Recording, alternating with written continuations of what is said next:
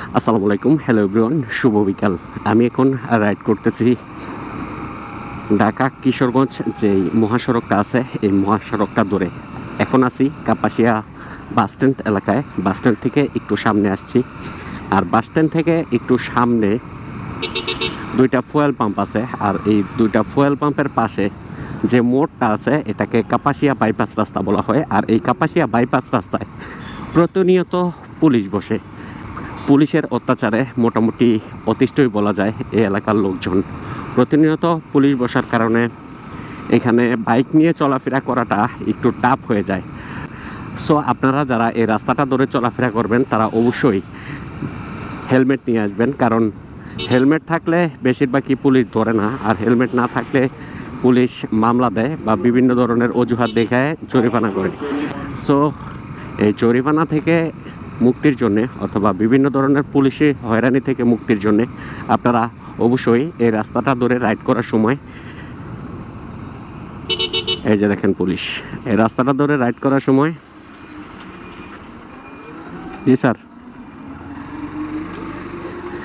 এই রাস্তাটা ধরে রাইড করার সময় অবশ্যই আপনারা হেলমেট নিয়ে আসবেন। যদিও আমি হেলমেট ছাড়া রাইড করলেও এখানে ধরে না, কারণ এরা সবাই পরিচিত। বাট আপনারা যারা অপরিচিত মানুষজন আছেন তাদের অবশ্যই ধরবে এবং বিভিন্ন অজুহাত দেখে হয়রানি করবে, আর বিভিন্ন রকমের হয়রানি এবং বিভ্রান্তিতে পড়বেন আপনারা।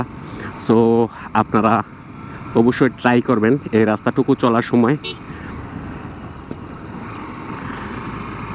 এই রাস্তাটুকু চলার সময় অবশ্যই ট্রাই করবেন যাতে করে হেলমেট নিয়ে আসেন। হেলমেট নিয়ে আসলে অনেক সময় ধরবে না।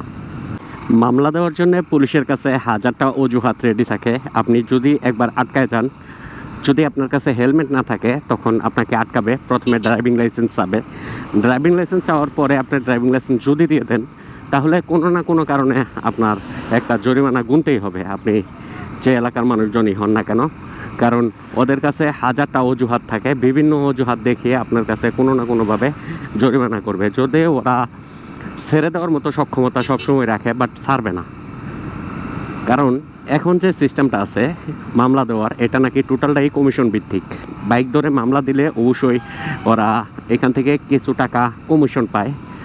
পুরা মার্কেটিং সিস্টেম, অর্থাৎ প্রোডাক্ট সেল করবেন আপনি, প্রোডাক্ট সেল করার পরে যে মোটামুটি বেশ ভালো অঙ্কের একটা কমিশন পাবেন।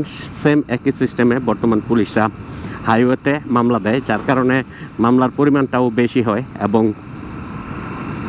পাবলিকের হয়রানিটাও বেশি হয়। এনিওয়েজ, আপনারা যারা এই রাস্তাটা ধরে আসবেন অবশ্যই কাগজপত্র নিয়ে হেলমেটটা নিয়ে আসবেন দয়া করে। হেলমেটটা নিয়ে আসলে আপনারা এই হয়রানিটা হবেন না। এখানে যেখানে পুলিশ বসা ছিল এখানেই বেশিরভাগ সময় পুলিশ বসে।